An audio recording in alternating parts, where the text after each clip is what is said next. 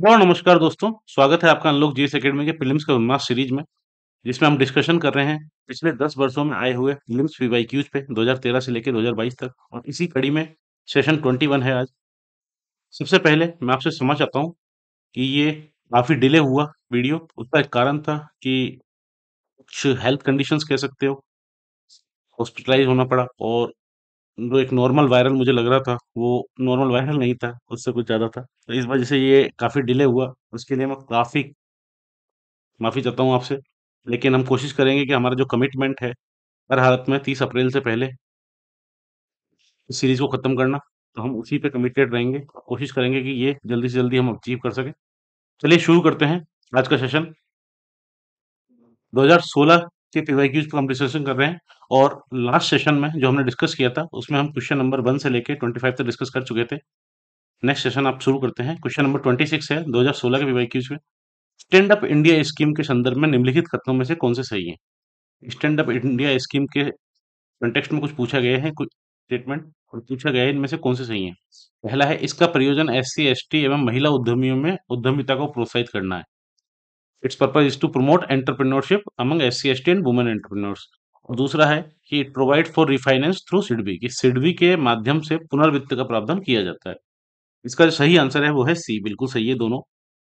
और ये क्वेश्चन पूछा इसलिए गया था क्योंकि उस समय काफी न्यूज में था, स्टैंड अप इंडिया स्कीम शुरू की गई थी।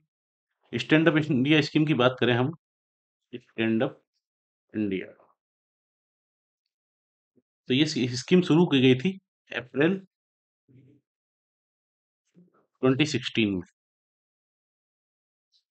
और इस स्कीम का एक जो पर्पस था वो यही था कि जो एंटरप्रेन्योरशिप को प्रमोट करना है किसके बीच में, एससी, एसटी और वुमेन, जो पिछड़े वर्ग हैं, जिनका वंचन हुआ है, उन लोगों के बीच में एंटरप्रेन्योरशिप को प्रमोट करना, ताकि उनके विकास के उपाय किए जा सके। और इस स्कीम को जो एड मिलती थी, फाइनेंशियल एड मिलती है, वो मिलती है सिडबी के द्वारा।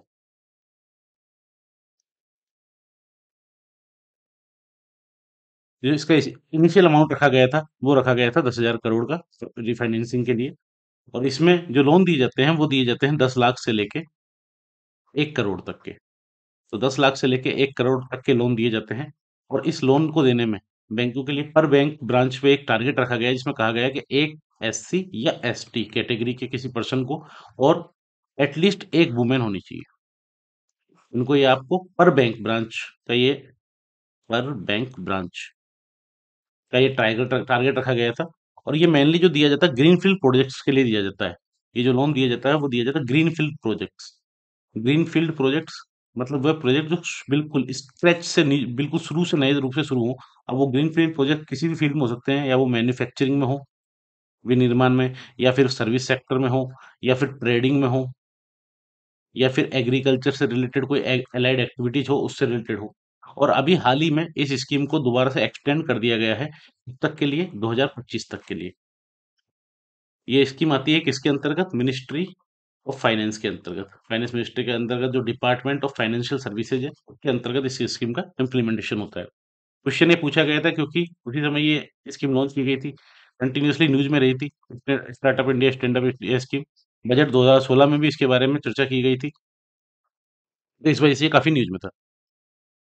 नेक्स्ट क्वेश्चन पूछा गया था, फूड एंड एग्रीकल्चर ऑर्गेनाइजेशन के द्वारा जो पारंपरिक कृषि प्रणाली हैं, उनको सार्वभौमिक रूप से महत्वपूर्ण कृषि विरासत प्रणाली, जिसको globally important agriculture heritage system Geass कहा जाता है, उसके बारे में एक क्वेश्चन पूछा गया था कि इसका लक्ष्य क्या है, इसका संपूर्ण लक्ष्य क्या है, what is the overall goal of this initiative. जो एफएओ का ये इनिशिएटिव है, इसका लक्ष्य क्या है।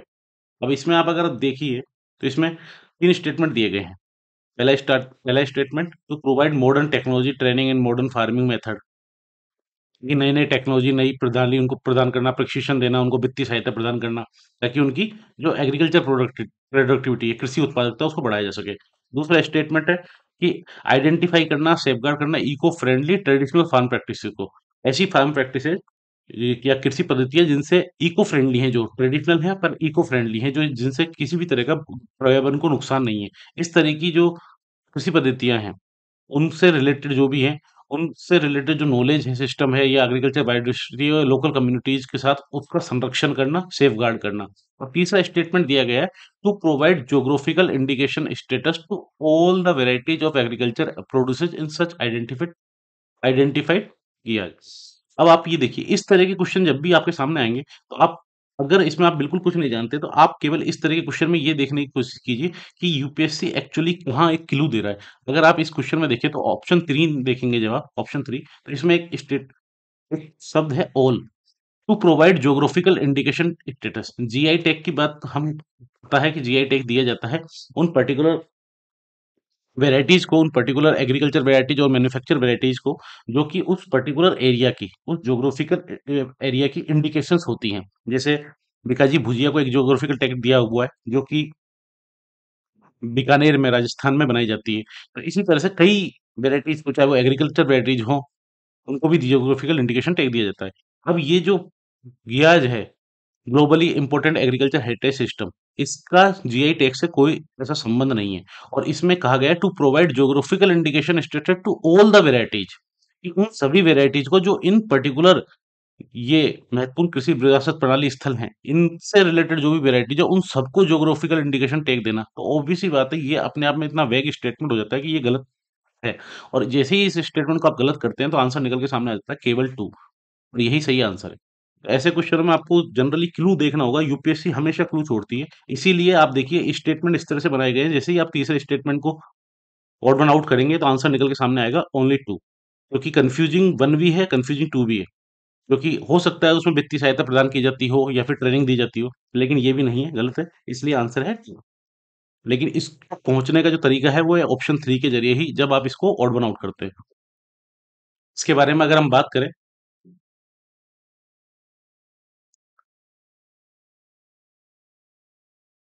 तो 2002 में जब वर्ल्ड समिट हुआ था सस्टेनेबल डेवलपमेंट पे, world summit on sustainable development, ये हुआ था जोहान्सबर्ग में, जोहान्सबर्ग, अफ्रीका में, साउथ अफ्रीका। और उसी में स्थापना की गई थी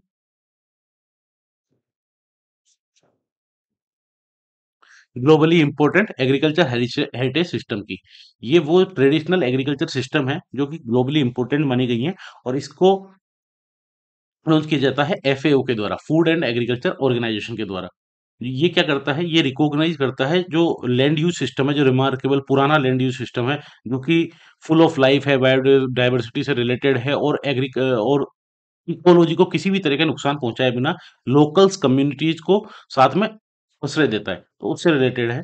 और इसमें ट्रेनिंग और टेक्नोलॉजी का कोई रोल नहीं होता, ट्रेनिंग और टेक्नोलॉजी का, क्योंकि ऑब्वियस सी बात है, ट्रेडिशनल टेक्नोलॉजी है जो वो लोकल पीपल ट्रेडिशनली पारंपरिक रूप से बरसों से करते हुए आ रहे हैं, तो इसमें उन्हें कोई ट्रेनिंग देने की कोई जरूरत नहीं है, टेक्नोलॉजी देने की कोई जरूरत नहीं है। ठीक है, तो ये अपने आप में रॉन्ग है। और अगर बात करें आज के समय में, प्रेजेंट में 2023 में, तो लगभग 74 साइट्स हैं 24 देशों में, जिनको ये टैग दिया जा चुका है globally important agriculture heritage system का। भारत की बात करें, तो भारत में ऐसी 3 साइट है। पहली साइट है जम्मू कश्मीर में, सैफरोन हेरिटेज साइट जिसको कहा जाता है, कश्मीर में जो करेवा फॉर्मेशन है, जिसमें केशर होता है, सैफरोन।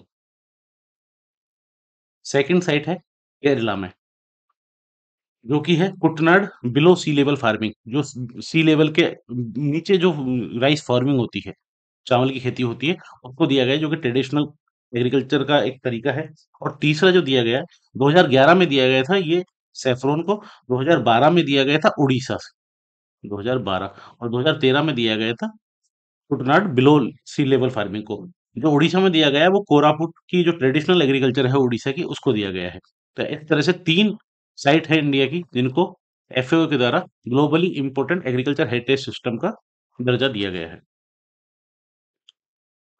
ये न्यूज में था, इसलिए क्वेश्चन पूछा गया था, eco friendly technology fetch better result in rice production, global centre for below sea level farming soon, इसलिए ये पूछा गया था। नेक्स्ट क्वेश्चन है क्वेश्चन नंबर 28, निम्नलिखित में से कौन सी ब्रह्मपुत्र की सहायक नदियां हैं। ब्रह्मपुत्र की ट्रिब्यूटरीज के बारे में पूछा गया है। एक तरीके से आपको देखने पे लगेगा कि नॉर्मल ज्योग्राफी का क्वेश्चन है या मैपिंग का क्वेश्चन है, लेकिन यूपीएससी में कोई भी फंडामेंटल क्वेश्चन इस तरह से नहीं पूछा जाता। उसका कारण है कि कुछ ना कुछ कहीं ना कहीं न्यूज में रहा हो। अगर इन 3 नदियों की ही बात करें हम, दिबांग, तमेंग और लोहित की, इनमें से कौन सी सहायक नदियां हैं? तो ये कंटिन्यूअसली न्यूज में रही थी। दिबांग प्रोजेक्ट चल रहा था उस टाइम, तो एनएचपी ने पीसी ने इन्वायरमेंट क्लियरेंस दिया था, क्योंकि 25,000 करोड़ का दिबांग प्रोजेक्ट चल रहा था। इसी समय क्लियरेंस चल रहा था ब्रह्मपुत्र को लेके, कि ब्रह्मपुत्र और चाइना और इंडिया को लेके जो ब्रह्मपुत्र का, चाइना के द्वारा जो हाइड्रो पावर स्टेशन बनाया जा रहा था अपर ब्रह्मपुत्र पर, उसको लेके इंडिया की तरफ से कुछ ऑब्जेक्शन उठाए गए थे, इसलिए न्यूज में थी ब्रह्मपुत्र रिवर। उसी के अलावा दिबांग जो वैली है, दिबांग वैली में काफी बरसात हुई थी, और इवन ऑलमोस्ट बाढ़ की स्थिति आ गई थी। काफी सारी कम्युनिटी को हटाना पड़ा था, वहां से लोगों को हटाना पड़ा था, इस वजह से कंटिन्यूशन न्यूज में था। दिबांग हो या लोहित रिवर हो, इसलिए क्वेश्चन पूछा गया था।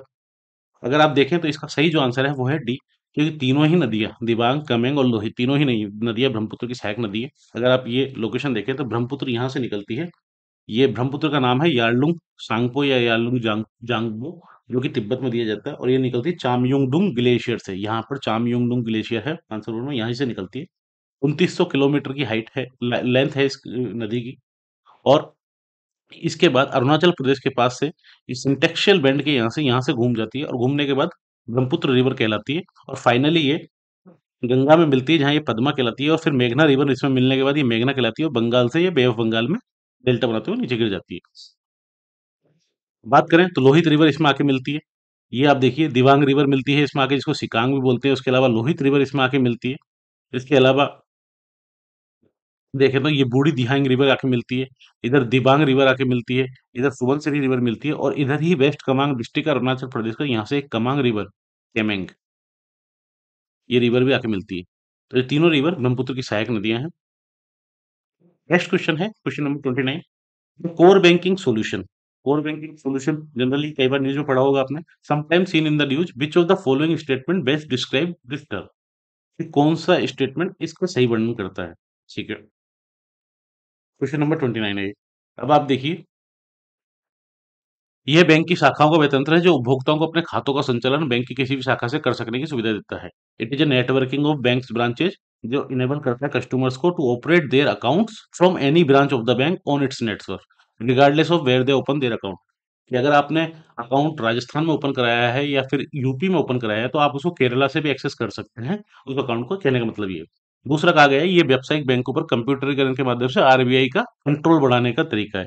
तीसरा है, ये एक विस्तृत प्रक्रिया है जिसके द्वारा विशाल नॉन परफॉर्मिंग जो एसेट्स हैं, उन बैंकों का अधिग्रहण किया जाएगा दूसरे बैंकों के द्वारा। कोर बैंकिंग सॉल्यूशंस, अगर आप थोड़ा भी इसमें अंदाजा लगाएंगे, कोर बैंकिंग सॉल्यूशन अगर आप इसके बारे में बिल्कुल नहीं जानते हैं, तो ये नॉन परफॉर्मिंग एसेट से बिल्कुल भी रिलेटेड नहीं है एनपीए से। ठीक है, जिसमें बात की जाती है कि परिसंपत्ति दूसरे बैंकों के द्वारा उसका अधिग्रहण कर लिया जाएगा, इस तरह की कोई भी न्यूज नहीं थी। कोर बैंकिंग सॉल्यूशन बात करता है बैंक के अंदर जो कोर बैंकिंग होती है, उसकी सॉल्यूशन से रिलेटेड, जिसमें ग्राहकों का सेटिस्फेक्शन हो सकता है, उनसे रिलेटेड कोई सर्विसेज हो सकती है, इस वजह से ये उससे रिलेटेड है। और जैसे ही आप इसको तीन को गलत करते हैं, आंसर आता है वन। तो इसका सही आंसर है केवल एक। कोर बैंकिंग जो सॉल्यूशन होता है, कोर बैंकिंग सॉल्यूशन, ये एक नेटवर्किंग होती है बैंक ब्रांचेज की, जो अलाउ करती है किसको, कस्टमर्स को, कि वो ब्रांच में जाके एटीएम के जरिए, कॉल सेंटर के जरिए, इंटरनेट के जरिए, किसी रिलेशनशिप मैनेजर के जरिए अपनी रिटेल बैंकिंग को या कॉर्पोरेट बैंकिंग को या वेल्थ मैनेजमेंट को, इंश्योरेंस को, कैपिटल मार्केट को, सबको एक्सेस कर सकता है कहीं से भी। ठीक है, तो ये मैनेज करने का एक सिस्टम है कोर बैंकिंग सॉल्यूशन, जिसमें उनके अकाउंट को मैनेज कर सकते हैं। और ये centralised bank back and system होता है, जिसमें बैंकिंग बैंकिंग ट्रांजेक्शन को स्पीडली प्रोसेस किया जाता है। ठीक है, और इसमें बैंकिंग प्रेजेंस बढ़ाने की बात की जाती है रूरल एरियाज में। अगर हम बात करें 1970s की, 70s से पहले ये कंडीशन थी कि जो ट्रांजैक्शन होते थे अकाउंट में, जो जैसे अगर आपने यहाँ से कोई ट्रांजैक्शन किया, किसी के अकाउंट में 50,000 रुपए जमा कराए गए हैं, तो ये उस पर्सन के अकाउंट में रिफ्लेक्ट होंगे लगभग एक दिन के अंदर। ये 1970s में था। लेकिन बाद में क्या हुआ, क्योंकि हर ब्रांच का क्या है, एक लोकल सेंसर है, लोकल सर्वर है, और फिर लोकल सर्वर से डाटा जाएगा सेंट्रल सर्वर में, और उसमें पूरा एक दिन लग जाता था। तो अगले सन के अकाउंट में ये अमाउंट रियल टाइम में दिखता नहीं था, ये इसको टाइम लगता था। इसीलिए आरबीआई लेके आया core banking solution. Core banking solution क्या है, तो कोर का मतलब होता है यहाँ पर सेंट्रलाइज्ड, बिल्कुल केंद्रीय, ऑनलाइन, रियल टाइम एक्सचेंज, या इन्वायरमेंट बोल दीजिए इसको। तो इसका मतलब ये कि आपने अगर आज 50,000 रुपए किसी को जमा करे, तो उसके अकाउंट में रियल टाइम में, with in 1 minute, with in seconds वो दिखेंगे। तो ये है centralised online real time exchange, की रियल टाइम में एक्सचेंज हो रहा है। ठीक है? तो इसमें क्या होगा, वो सारी जो बैंक ब्रांचेज हैं, ये एक्सेस कर सकती है उस एप्लीकेशन को, और सेंट्रलाइज्ड डाटाबेस के साथ इसको कनेक्ट कर दिया जाएगा। तो इसको आप विड्रॉल कहीं भी कर सकते हैं, डिपॉजिट कहीं भी कर सकते हैं, रियल टाइम में रिफ्लेक्ट होता है सामने वाले पर्सन के अकाउंट में। तो इसमें डिपॉजिट्स भी आ जाते हैं, इसमें लोन्स भी आ जाते हैं, इसमें क्रेडिट प्रोसेसिंग कैपेबिलिटीज भी आ जाती हैं, at the same time reporting tools आ जाते हैं। So, और इसका जो एलिमेंट्स हैं कोर बैंकिंग सॉल्यूशन के, उसमें इंटरनेशनल बैंकिंग आ गई, साथ ही मोबाइल बैंकिंग हो गई, एटीएम बैंकिंग हो गई, पीआईओ, कियोस्क हो गए, नेफ्ट, आरटीजीएस हो गया, इस तरह से। ब्रांच का जो एक कस्टमर किसी ब्रांच का कस्टमर था, वो फाइनली एक बैंक का कस्टमर हो गया, कि बैंक की किसी भी ब्रांच को वो कहीं से भी ऑपरेट कर सकता है, कहीं से भी अपने पैसे को जमा करा सकता है, विड्रॉल कर सकता है, या किसी भी तरीके की सर्विसेज को अवेलेबल कर सकता है। आरबीआई के द्वारा जो कोर बैंकिंग सॉल्यूशन के तहत एक पोर्टल जो जारी किया गया था, उसका नाम है ई कुबेर पोर्टल। साथ ही हम ये भी देख लेते हैं, और ये ई कुबेर जो पोर्टल है, ये भी न्यूज में था। ई कुबेर पोर्टल जो है, ये 2012 में लाया गया था आरबीआई के द्वारा, और ये पोर्टल वो पोर्टल है जिसपे बैंकों के द्वारा जो जी सेक का जो गवर्नमेंट सिक्योरिटीज होती है, उनका ऑक्शन किया जाता है आरबीआई के द्वारा इस पोर्टल पे। इसी तरह से इसी पोर्टल पे सिंगल करंट अकाउंट बनाया जाता है हर बैंक के लिए पूरे देश में। Single current account for each bank, ताकि डिसेंट्रलाइज एक्सेस हो सके इस अकाउंट का। और एक इंपॉर्टेंट चीज और आप याद रखिए, एक चीज है इन्फीनेट, INFINET। ये एक क्लोज्ड यूजर ग्रुप है एक्चुअली। जैसे हमारा टेलीग्राम पे कोई ग्रुप होता है, इस तरह से एक क्लोज यूजर ग्रुप है, जो कि नेटवर्क है किसके लिए, जो मेंबर बैंक्स हैं या फाइनेंशियल इंस्टीट्यूशंस हैं, उनके लिए एक क्लोज यूजर ग्रुप है, जिसमें वो कंप्लीट कम्युनिकेशंस कर सकते हैं एक दूसरे से रिलेटेड। तो inter bank application, NEFT, RTGS, RBI का जो ई कुबेर है, वो इस सब के थ्रू चलता है। तो इन्फिनेट को आप याद रखिएगा। और ये काफ़ी न्यूज़ में था, post office in south migrating, क्योंकि कोर बैंकिंग सॉल्यूशन उस समय आया ही था आरबीआई के द्वारा, ठीक है? और आरबीआई के द्वारा इसको काफ़ी ज़्यादा प्रमोट किया जा रहा था कि सारे बैंक कोर बैंकिंग सॉल्यूशंस को अपनाएँ, तो इसलिए काफ़ी न्यूज़ में था। Cooperation bank select Wipro limited to transform core banking solution, IDFC bank ties up with TCS for core banking solution, तो TCS core banking solution available करवा रहा था, टीसीएस टेक्नोलॉजी कंपनी है। तो इस तरह से काफ़ी न्यूज़ में था। दिसंबर 15, F 16, जुलाई 15, दैट्स व्हाई ये क्वेश्चन पूछा गया था। नेक्स्ट क्वेश्चन है क्वेश्चन नंबर 30। कभी-कभी समाचारों में देखे जाने वाले शब्द और उनका मूल स्रोत। कुछ टर्म्स की बात की गई है जो न्यूज़ में रहती है, जैसे एनेक्स 1 कंट्रीज या सर्टिफाइड एमिशन रिडक्शन या क्लीन डेवलपमेंट मैकेनिज्म, ठीक है? और इनके ओरिजिन दिए गए कि ये किस प्रोटोकॉल से रिलेटेड है, कार्टाजेना से, नागोया प्रोटोकॉल से, या क्योटो प्रोटोकॉल से। बात करें कार्टाजेना प्रोटोकॉल की, तो कार्टाजेना प्रोटोकॉल जो है, ये एनेक्स 1 कंट्री से रिलेटेड नहीं है, ये इसमें कार्टाजेना प्रोटोकॉल में नहीं है। कार्टाजेना प्रोटोकॉल की अगर हम बात करें, कार्टाजेना प्रोटोकॉल, कार्टाजेना प्रोटोकॉल आता है UN conference of biological diversity से, यूएनसीबीडी से, जो कि 1992 में आई थी और 1993 में फोर्स में आई थी, 1992 में साइंड हुई थी। और ये एक लीगली बाइंडिंग ट्रीटी है, लीगली बाइंडिंग, जिसका काम है इस चीज को सेफ हैंडलिंग करना, ट्रांसपोर्टेशन ऑफ लिविंग, जो लिविंग मॉडिफाइड ऑर्गेनिज्म, LMH, LMOज, इनकी सेफ हैंडलिंग करना या ट्रांसपोर्टेशन करना इससे रिलेटेड था। और जनवरी 2000 में कार्टाजेना प्रोटोकॉल इसी यूएनसीबीडी के अंतर्गत आता है, कार्टाजेना प्रोटोकॉल, जो कि जनवरी 2000 में साइन हुआ था और 2003 में फोर्स में आया था। कार्टाजेना प्रोटोकॉल, कार्टाजेना एक जगह है कोलंबिया में, वहां पर होने वाला था, लेकिन फाइनली हुआ है मॉन्ट्रियल में। और यूएसए नहीं, यूएसए एकमात्र देश है जिसने इसको रेटिफाइड नहीं किया अभी तक, कार्टाजेना प्रोटोकॉल को, नॉट रेटिफाइड। इसी तरह से बात करें नागोया प्रोटोकॉल की, तो नागोया जो प्रोटोकॉल है, ये भी सर्टिफाइड एमिशन रिडक्शन से रिलेटेड नहीं है। इसका जो सही आंसर है वो है 3, क्योटो प्रोटोकॉल। नागोया प्रोटोकॉल की अगर हम बात करें, तो ये एक एक्सेस टू जेनेटिक रिसोर्स है, फेयर इक्विटल शेयरिंग की बात करता है। और ये शुरू हुआ था 2010 में, 2014 में फोर्स में आया था नागोया प्रोटोकॉल। क्योटो प्रोटोकॉल की अगर बात करें, तो क्योटो प्रोटोकॉल जो है, ये इसका मेनली जो एम है, ये है CO2 और ग्रीन हाउस गैसेस को मैनेज करने का, CO2 और ग्रीन हाउस जो गैसेज हैं, इनको मैनेज करने का मेनली। और ये एक लीगली बाइंडिंग ट्रीटी है, जो कि अंतर्गत आती है किसके, UNFCCC के। इसी में बात की गई थी एनेक्स वन कंट्रीज की। इसमें एनेक्स वन और एनेक्स टू कंट्रीज की बात की गई है। एनेक्स वन कंट्रीज हैं जो डेवलप कंट्रीज हैं, जो कि इकोनॉमी इन ट्रांजिशन है, और at the same time annex two countries हैं जो प्रोवाइड करती हैं technological financial support develop countries. और इसी तरह से इसी में बात की गई थी क्लीन डेवलपमेंट मैकेनिज्म की। अगर बात करें एनेक्स वन कंट्रीज की या क्लीन डेवलपमेंट मैकेनिज्म की, ये दोनों बातें आती है क्योटो प्रोटोकॉल से। क्लीन डेवलपमेंट मैकेनिज्म क्या था? क्लीन डेवलपमेंट मैकेनिज्म, इसमें इमिशन रिडक्शन प्रोजेक्ट किए गए थे कि आपको इतना इमिशन रिडक्शन करना है, कम करना है, और इसके लिए ट्रेड भी कर सकते हैं इसको, जो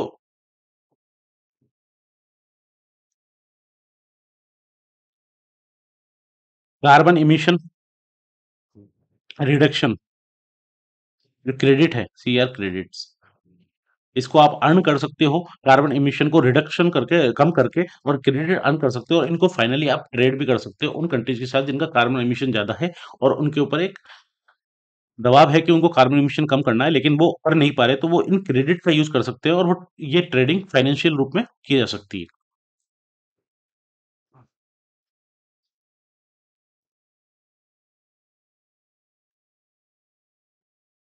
नेक्स्ट क्वेश्चन है क्वेश्चन नंबर 31। इसमें पूछा गया है in the context of developments in bioinformatics the term transcriptome sometimes seen in news refers to, कि बायो इन्फॉर्मेटिक्स में घटनाओं गतिविधियों के संदर्भ में समाचार में कभी कभी दिखने वाला ट्रांसक्रिप्टोम, ये करंट का ही क्वेश्चन था। ट्रांसक्रिप्टोम किसे कहा जाता है, और उसके बारे में पूछा गया था।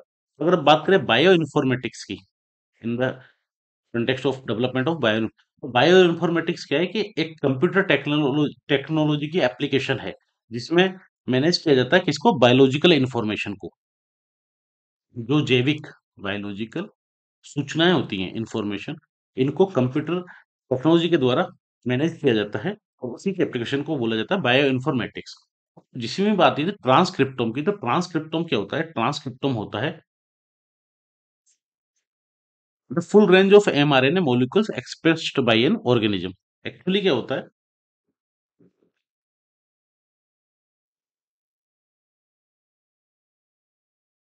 एक कंप्लीट सेल होता है आरएनए मॉलिक्यूल्स का। आरएनए मॉलिक्यूल्स का एक कंप्लीट सेट होता है, जिसमें एमआरएनए जिसको मैसेंजर आरएनए बोलते हैं, आरआरएनए, टीआरएनए, और इसके अलावा नॉन कोडिंग आरएनए, सभी इसमें आ जाते हैं। ये कंप्लीट एक सेट होता है आरएनए मॉलिक्यूल्स का, और इसी को बोला जाता है ट्रांसक्रिप्टोम। डीएनए की अगर हम बात करें, तो डीएनए डीएनए का जो कंप्लीट सेट होता है उसको हम जीनोम बोलते हैं। और ये जीनोम जो होता है, ये कंप्लीट सेट होता है जेनेटिक मेटेरियल, किसी ऑर्गेनिज्म के अंदर जो जेनेटिक मटेरियल होते हैं उसके कंप्लीट सेट होता है, उसको जीनोम कहा जाता है। इसी तरह से जो कंप्लीट सेट ऑफ आरएनए होता है उसको ट्रांसक्रिप्टोम कहा जाता है, और इसी तरह से प्रोटीन के सेट को कहा जाता है proteome. Genome of Asian elephant sequence for the first time in India, ये काफी न्यूज में था दिसंबर 15 में। Human genome project the right track, जून 16 में। इसी वजह से क्वेश्चन पूछा गया था। अभी की बात करें तो 2023 में एक न्यूज में है पेन ट्रांसक्रिप्टोम, जो कि आपको याद रखना जरूरी है। पेन ट्रांसक्रिप्टोम क्या है? ट्रांसक्रिप्टोम हम देख चुके हैं कि ट्रांसक्रिप्टोम होता है एक complete set of RNA molecules, और इसी तरह से जीनोम को कहा जाता है complete set of DNA molecules. ठीक है, तो ये डीएनए मॉलिक्यूल्स का कंप्लीट सेट लिया जाता है, ये लिया जाता है किसी एक ऑर्गेनिज्म का। लेकिन जब इसी को जेनेटिक मटेरियल लिया जाए किसी एडवर्स ग्रुप का, डाइवर्स ग्रुप का, बहुत सारे लोगों का, ना किसी केवल एक इंडिविजुअल का या सिंगुलर किसी लीनियर स्ट्रैंड का, अगर ये कंप्लीट सभी लोगों का लिया जाए और डाइवर्स ग्रुप का लिया जाए, तो इसको बोला जाता है पैन जीनोम। और यही पैन जीनोम को जब हम ट्रांसक्रिप्टोम के साथ जोड़ते हैं, तो जो निकल के आता है वो है पैन ट्रांसक्रिप्टोम।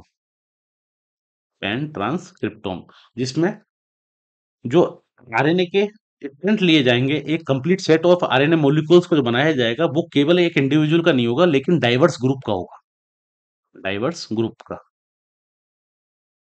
इसको पेन ट्रांसक्रिप्टोम कहा जाएगा। नेक्स्ट क्वेश्चन है क्वेश्चन नंबर 32। भारत सरकार द्वारा चलाया गया मिशन इंद्रधनुष किससे संबंधित है? इसका सही आंसर है बच्चों और गर्भवती महिलाओं को प्रतिरक्षण, immunization of children and pregnant women.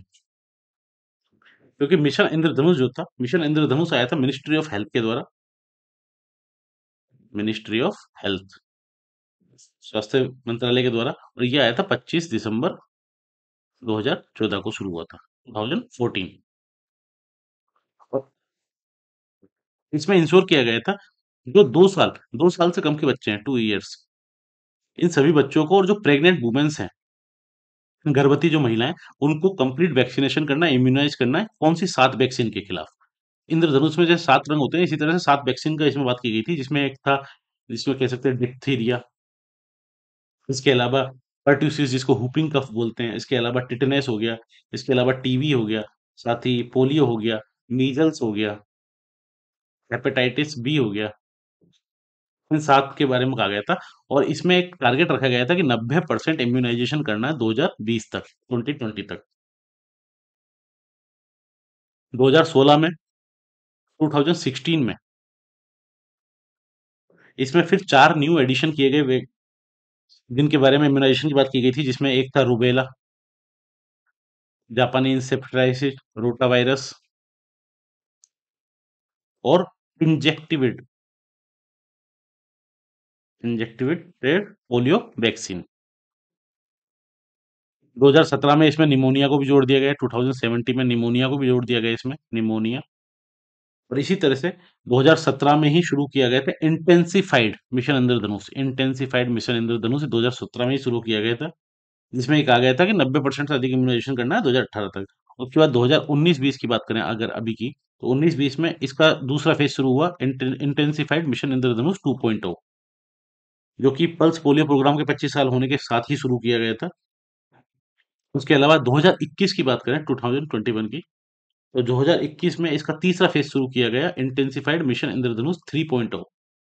ठीक है, जिसमें कहा गया था कि जिन्होंने कोविड के कारण वैक्सीन मिस की है, क्योंकि कोविड की वजह से बहुत सारे लोग वैक्सीन नहीं करवा पाए थे, वैक्सीनेशन इन सभी बीमारियों से रिलेटेड, इसीलिए 3.0 रिलीज किया गया कि कोविड के समय में जिनका वैक्सीनेशन नहीं हुआ है, जिनका इम्यूनाइजेशन नहीं हुआ है, उनको, जो मिस हो गए हैं, उनको सबको दोबारा से इस अपॉर्चुनिटी के तहत वैक्सीनेशन किया गया है।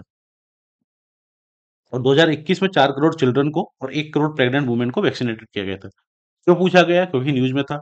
Second phase of immunization programme, जिसको हमने बात की थी 2016 में, 2015 में 4 वैक्सीन को जोड़ा गया था, 2015 में भी न्यूज में था, तो इसलिए कंटिन्यूसली न्यूज में था, mission Indradhanush to cover 90% kids by 2020। ये न्यूज है मार्च 15 की, ये न्यूज है अक्टूबर 15 की, इसीलिए ये क्वेश्चन पूछा गया था। नेक्स्ट क्वेश्चन है क्वेश्चन नंबर 33। इसमें पूछा गया, निम्नलिखित में से कौन से भारत सरकार के हरित भारत मिशन के उद्देश्य को सर्वोत्तम रूप से वर्णित करता है? मतलब जो सरकार के द्वारा ग्रीन इंडिया मिशन चलाया गया था, इन तीनों में स्टेटमेंट में से कौन सा बेस्ट डिस्क्राइब करता है उस ग्रीन इंडिया मिशन के एम को, कि क्या लक्ष्य था उसका? अगर बात करें तो इसमें 3 स्टेटमेंट दिए गए। पहला है पर्यावरण लाभों एवं लागतों को केंद्र राज्य के बजट में सम्मिलित करते हुए हरित लेखाकरण, ग्रीन अकाउंटिंग को अमल में लाना। दूसरा है कृषि उत्पाद के संवर्धन हेतु द्वितीय हरित क्रांति आरंभ करना, जिससे भविष्य में सभी के लिए खाद्य सुरक्षा सुनिश्चित हो। और तीसरा है restoring and enhancing forest cover and responding to climate change by a combination of adaptation and mitigation measures. Green India mission, logically भी अगर आप जाओ वर्ड से, ग्रीन इंडिया मिशन की, हाँ ऑलमोस्ट बात हो रही है फॉरेस्ट की, किसी ना किसी रिलेटेड, इन्वायरमेंट से रिलेटेड या फॉरेस्ट से रिलेटेड, वनों से रिलेटेड कोई बात हो रही है। लेकिन अगर आप इसमें देखें, सेकंड स्टेटमेंट, कृषि उत्पाद के संवर्धन हेतु द्वितीय अधिकारी, launching the second green revolution to enhance agriculture output so as to ensure food security to one and all in the future. कि कृषि उत्पाद के लिए सेकंड हरित क्रांति को हम आरंभ करें, जिससे सभी के लिए खाद्य सुरक्षा सुनिश्चित हो जाए हमेशा में, भविष्य के लिए। ये इतना वेग स्टेटमेंट है। और ग्रीन इंडिया मिशन कभी भी एग्रीकल्चर से रिलेटेड नहीं था, ये रिलेटेड था फॉरेस्ट से, कि फॉरेस्टेशन करना हो, ताकि वनों को बढ़ाया जाए या ग्रीन कवर को बढ़ाया जाए इंडिया के। ठीक है, सेकंड स्टेटमेंट बिल्कुल गलत है। सेकंड स्टेटमेंट गलत करते हैं तो आपके पास निकल के ऑप्शन आते हैं केवल एक, केवल तीन। दोबारा से अगर आप केवल एक को पढ़ेंगे, ग्रीन अकाउंटिंग को अमल में लाना, तीसरा है यहाँ पर बात की जा रही है रिस्टोर करना, इनहेंस करना फॉरेस्ट कवर को, जो कि ग्रीन इंडिया मिशन का उद्देश्य था। Responding to climate change by a combination of adaptation and mitigation measure, कि इन संयुक्त उपायों से जलवायु परिवर्तन का उत्तर देना और वन आच्छादन की पुनर्प्राप्ति करना, संवर्धन करना। इसका सही आंसर है वो है केवल तीन।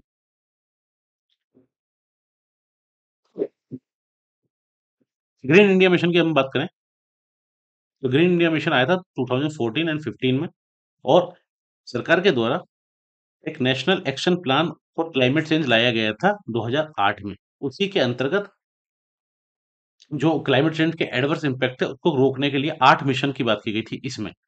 8 मिशंस, तो 8 मिशंस किस चीज़ पे थे? एक था सोलर पे, सोलर इंडिया मिशन, एक वाटर पे था एक मिशन, एक मिशन था कि एनर्जी एफिशिएंसी को, एनहांस्ड एनर्जी एफिशिएंसी को बढ़ाना है। तीसरा मिशन था सस्टेनेबल हैबिटेशन के लिए, हैबिटेट के लिए। उसके अलावा एक मिशन था सस्टेनेबल हिमालयन इकोसिस्टम, तो हिमालय के जो इकोसिस्टम है इसको बचाने के लिए। एक मिशन था ग्रीन इंडिया मिशन। इसके अलावा मिशन था सस्टेनेबल एग्रीकल्चर से रिलेटेड, जिसमें एग्रीकल्चर की बात की गई थी। साथ ही दूसरा एक और मिशन था जो strategic knowledge for climate change, जैसे हमने अभी बात की थी गियास की एफओए के बारे में, जो कि ट्रेडिशनल एग्रीकल्चर की बात करता है। तो स्ट्रेटेजिक नॉलेज है, रणनीतिक जो नॉलेज होती है किसी ट्रेडिशनल कम्युनिटी में क्लाइमेट चेंज को रोकने के लिए, वो इस तरह से अगर हम देखा जाए तो 1 2 3 4 5 6 7 और ये 8 मिशन की बात की गई थी। इसी में से एक मिशन था ग्रीन इंडिया मिशन, जो कि 2014-15 में आया था। और ग्रीन इंडिया मिशन था जिसमें बात की गई थी कि इंडिया का जो ग्रीन कवर है इसको बढ़ाया जाए, वनों को बढ़ाया जाए। ठीक है, तो इसमें जो बात की गई थी वो की थी 5 मिलियन हेक्टेयर। 5 मिलियन हेक्टेयर में हम फॉरेस्ट कवर को बढ़ाएंगे। ठीक है, और इम्प्रूव करेंगे एडिशनल 5 मिलियन हेक्टेयर को। 5 मिलियन में तो हम फॉरेस्ट को लगाएंगे और 5 मिलियन जो ऑलरेडी लगे हुए हैं उनको हम इम्प्रूव करेंगे। इम्प्रूव, और साथ ही इसके साथ 3 मिलियन, लगभग 30 लाख लोगों को रोजगार मिलेगा इसमें, फॉरेस्ट बेस्ड एक्टिविटीज के साथ साथ। क्वेश्चन ये पूछा गया था क्योंकि सरकार के द्वारा उस समय आईएनडीसी टारगेट लॉन्च किए गए थे जलवायु परिवर्तन से related, intended nationally determined contributions, और इंडिया ने प्लेस किया था कि हम 30 33 से लेकर 35% कार्बन इमिशन कट करेंगे 2030 तक। अक्टूबर 15 की न्यूज है। इस वजह से क्वेश्चन ग्रीन इंडिया मिशन से रिलेटेड पूछा गया था, क्योंकि इस टारगेट को प्राप्त करने के लिए ग्रीन कवर को बढ़ाना एक अपने आप में लक्ष्य था जो इससे रिलेटेड था। Growing forest in the air, ये अक्टूबर 15 न्यूज है। Railways forest department to joint hands for green mission, railway के द्वारा उस समय फॉरेस्ट डिपार्टमेंट से साथ टाइप की बात की गई थी कि रेलवे के साथ साथ जो जगह है उसमें ग्रीन मिशन को लॉन्च किया जाए और फॉरेस्टेशन बढ़ाया जाए। ये मई 16 की न्यूज है, तो इस वजह से न्यूज में था इसलिए क्वेश्चन पूछा गया। क्वेश्चन नंबर 34 है, भारत में पूर्व संवेष्टित प्री पैकेज्ड वस्तुओं के संदर्भ में खाद्य सुरक्षा और मानक विनियम 2011 के अनुसार किसी निर्माता को मुख्य लेवल पर निम्नलिखित में से कौन सी सूचना अंकित करना अनिवार्य है? मतलब सिंपल सा जो इसमें पूछा गया है वो है कि फूड सेफ्टी और जो स्टैंडर्ड पैकिंग और लेवलिंग रेगुलेशन है 2011 के, उसके अनुसार जो प्री पैकेज्ड आइटम्स होते हैं इंडिया में, जो प्री पैकेज्ड होते हैं उनको क्या-क्या मैंडेटरी है, उनको कौन-कौन सी इन्फॉर्मेशन उनके लेवल पे लगानी मैंडेटरी होती है। 4 ऑप्शंस इसमें दिए गए हैं। पहला है जो इंग्रीडिएंट्स होते हैं, ठीक है? उनकी सूची। दूसरा है न्यूट्रिटिव इन्फॉर्मेशन, न्यूट्रिशन की इन्फॉर्मेशन कि इस प्रोडक्ट में क्या-क्या न्यूट्रिशन है, क्या-क्या न्यूट्रिशन वैल्यूज़ हैं। तीसरा, कोई रिकमेंडेशन अगर किसी मेडिकल प्रोफेशन ने किसी एलर्जिक के बारे में कर रखी है कि पर्टिकुलर ये चीज़ किसी एलर्जी रिएक्शन से रिलेटेड है, तो वो इन्फॉर्मेशन भी उसमें हो। फोर्थ है वेजिटेरियन, नॉन वेजिटेरियन। ये इतना कॉमन, इतना जनरल क्वेश्चन था और यूपीएससी ने इसको बहुत ही ज़्यादा अच्छे तरीके से इसको हैंडल किया था। आप अगर आप इस क्वेश्चन को देखें, बचपन से आपने, मतलब ये क्वेश्चन किसी नॉलेज का क्वेश्चन नहीं है, ये कॉमन सेंस का क्वेश्चन था, general common sense, pure common sense और लॉजिकल एप्लीकेशन का क्वेश्चन था। आपने हमेशा से ये चीज़ देखी होगी कि 2 मार्क की जब बात की जाती है जिसको नॉन वेज मार्क और वेज मार्क कहा जाता है। ये कि एसआई के द्वारा बहुत पहले शुरू कर दिया गया था कि ये हर प्री प्रोजेक्ट जो पैकेज्ड आइटम होंगे उन पे पाया जाएगा, ताकि जो कंज्यूमर है उसे पहचानने में दिक्कत नहीं हो। अगर उसे वेज प्रोडक्ट लेना है या नॉन वेज प्रोडक्ट लेना है तो इजीली डिसाइफर और डिफरेंशिएट किया जा सके कि कौन सा वेज प्रोडक्ट है, कौन सा नॉन वेज प्रोडक्ट है। तो अगर बात करें तो ये फोर्थ ऑप्शन आपको अच्छे से पता होगा, ये तो ठीक है। ठीक है, उस हिसाब से देखते हैं। हमारे पास ऑप्शन निकल के आता है बीसीडी, पहला तो नहीं है। दूसरी बात करें लिस्ट ऑफ इंग्रेडिएंट्स, पचासों बार ऐसा होता है जब जनरली हमारा फास्ट होता है या फिर किसी और कारण से हम देखते हैं कि इसमें सोल्ट है कि नहीं, आइसक्रीम में सोल्ट है कि नहीं, या फिर किसी वेफर्स में सोल्ट है कि नहीं। तो लिस्ट ऑफ इंग्रेडिएंट्स हमें अंदाजा होता है कि ये जनरली पाए जाते हैं। ठीक है, तो उस हिसाब से देखें तो वन भी बिल्कुल सही है। अब ऑप्शन बचते हैं हमारे पास सी और डी, सेकंड भी गलत है। 1 2 4 1 4। टू देखिए आप, न्यूट्रिशन इन्फॉर्मेशन। न्यूट्रिशन इन्फॉर्मेशन, जब हम कोक पीते हैं तो हमने कई बार देखा है कोक में कितनी एनर्जी है, कितनी शुगर है, कितना फैट है। उसके बाद डाइट कोक पीते हैं तो डाइट कोक में हम देखते हैं कि डाइट कोक में कितना कार्बोनेटेड है, कितनी फैट है या बिल्कुल शुगर है। इस तरह से इंग्रेडिएंट्स आपको हमेशा दिखते हैं। इसके अलावा आपको न्यूट्रिशन इन्फॉर्मेशन दिखती है। और आप जब न्यूट्रिशन इन्फॉर्मेशन पे जाएँगे, क्योंकि हमारे पास ऑप्शन क्या बचे हैं यहाँ पे 1 टू 4 1 4। तीसरा ऑप्शन अपने आप ही कट गया है जो कि कन्फ्यूजिंग था कि अगर कोई एलर्जिक रिएक्शन है तो उसकी रिकमेंडेशन किसी मेडिकल प्रोफेशनल ने दी है, वो भी मेंशन करनी पड़ेगी। ये ऑप्शन कट चुका है क्योंकि हम कंक्लूजन में पहुँचे 1 टू 4 1 4 पे। तो आंसर जो निकल के आता है वो है 1 2 एंड 4, क्योंकि इसमें न्यूट्रिशन इन्फॉर्मेशन भी दी जाती है। बिल्कुल कॉमन लॉजिकल क्वेश्चन था, इसके लिए किसी तरह से कोई चीज़ पढ़ने की ज़रूरत नहीं थी। जो आपने अब तक देखा है सिर्फ़ उसी को अप्लाई करना था। क्वेश्चन पूछा गया था, उस समय मैगी की कंट्रोवर्सी हुई थी कि मैगी के अंदर कुछ केमिकल्स पाए गए थे, इस वजह से ये क्वेश्चन पूछा गया था। और उस समय जब ये बैन लगा था नवंबर 15 में, ये क्वेश्चन पूछा गया 16 में, तो as an UPSC aspirant, UPSC आपसे, आप एक आईएएस एस्पिरेंट के रूप में अगर आप तैयारी करें तो यूपीएससी एक्सपेक्ट करता है कि आपको ये सारी कंट्रोवर्सी तो नहीं पता हो, कंट्रोवर्सी के साथ आपको ये क्यूरियोसिटी हो कि हाँ, क्या होता है। उसी समय अगर किसी ने रैपर पढ़ा होगा, तो न्यूट्रिशनल इन्फॉर्मेशन भी देखी होगी, उस समय इंग्रीडिएंट्स भी देखे होंगे, वेज, नॉन-वेज वाला टैग भी देखा होगा और वहीं से क्वेश्चन पूछ लिया यूपीएससी ने कि इतना सिंपल सा फंडा आपको पता है, नहीं पता। ठीक है? फूड लेवलिंग रेगुलेशन की बात करें, तो जितने भी फूड प्रोडक्ट्स होते हैं, उसी समय कैंसर कॉजिंग केमिकल मिले थे एक ब्रेड सैंपल्स में दिल्ली में भी, ठीक है? मई 16 में, ये 15 में हुआ था मैगी वाला जो कॉन्सेप्ट की कंट्रोवर्सी हुई थी, उसके बाद ये 16 में हुआ था ब्रेड सैंपल्स वाला। तो इस वजह से क्वेश्चन न्यूज़ में था और इसलिए पूछ लिया यूपीएससी ने। अगर बात करें जो फूड लेवलिंग रेगुलेशन की, कि जो भारत में रेगुलेशंस है फूड लेवलिंग के लिए, तो उसमें कहा गया कि जो भी आइटम सोल्ड किए जाएँगे इंडिया में, जो भी ऑल फूड प्रोडक्ट्स, ठीक है? प्री पैकेज्ड जो होंगे, प्री पैकेज्ड फूड प्रोडक्ट्स, उनको फूड सेफ्टी रेगुलेशन जो है, फूड सेफ्टी रेगुलेशन जिसमें जो कि हमने अभी देखे 2011, और जो कि फसाई के अंतर्गत आता है, इससे कंपाइल करना पड़ेगा और ये किसके अंतर्गत है? मिनिस्ट्री ऑफ हेल्थ, ठीक है? जो रेडी टू सेल प्रोडक्ट्स होते हैं और इनके लिए कुछ इंस्ट्रक्शन दिए गए हैं। क्या इंस्ट्रक्शन दिए गए हैं? पहला इंस्ट्रक्शन दिया गया है कि इनके जो इन्फॉर्मेशन होगी वो हिंदी में होगी या इंग्लिश में होगी, ठीक है? और किसी और लैंग्वेज में अगर रिक्वायर्ड है, किसी स्टेट में अगर रिक्वायर्ड है तो वहाँ उस लैंग्वेज में भी होगी। साथ ही फॉल्स नहीं होनी चाहिए इन्फॉर्मेशन, इन्फॉर्मेशन करेक्ट होनी चाहिए, क्लियर होनी चाहिए, रीडेबल होनी चाहिए कि अब पढ़ी जा सके उसको। ऐसा भी नहीं कि वो इतना छोटा लिख दिया जाए कि पढ़ा ही नहीं जाए।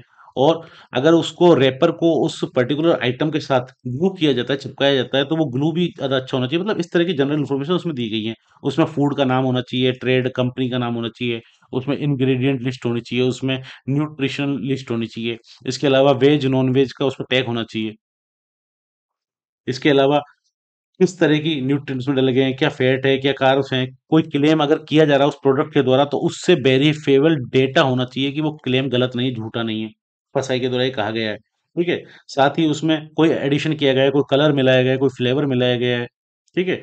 और को अगर वो मैन्युफैक्चर यहाँ पे नहीं हुआ है, अगर अभी इम्पोर्ट हुआ है तो कौन-सी कंट्री ऑफ ओरिजिन है उसका, क्वांटिटी क्या है, लोट नंबर क्या है, बैच नंबर क्या है, कौन से बैच में वो बना है, मैन्युफैक्चरिंग डेट क्या है, एक्सपायरी डेट क्या है, ये सारी चीज़ें, इंस्ट्रक्शन ऑफ यूज़ क्या है, ये सब चीज़ें उसमें डालनी पड़ती हैं और ये सब आती हैं फूड सेफ्टी रेगुलेशन 2011, जो कि फसाई के अंतर्गत आता है। नेक्स्ट क्वेश्चन है क्वेश्चन नंबर 35।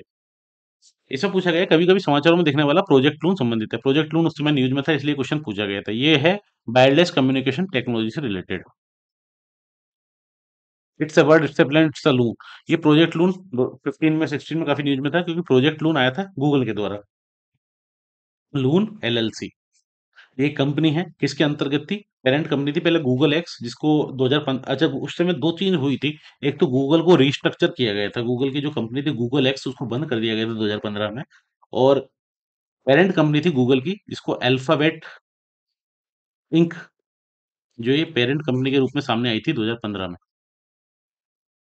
तो गूगल को रीस्ट्रक्चर करने के बाद गूगल की सारी कंपनी जो कि या फिर गूगल एक्स हो या फिर गूगल की प्रोजेक्ट लून हो या दूसरी कंपनियां, उन सबको अल्फाबेट इंक जो पेरेंट कंपनी है इसकी सब्सिडरी बना दिया गया और पेरेंट कंपनी बना दिया गया अल्फाबेट इंक के नाम से। तो आज भी जो गूगल की पेरेंट कंपनी है वो है अल्फाबेट इंक।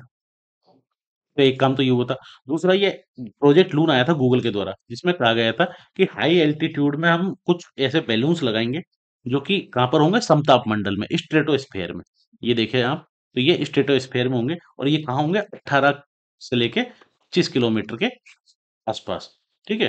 प्लेन की अगर हम बात करें तो ये प्लेन, अगर माउंट एवरेस्ट की बात करें तो ये 8,848 मीटर, लगभग 1 किलोमीटर।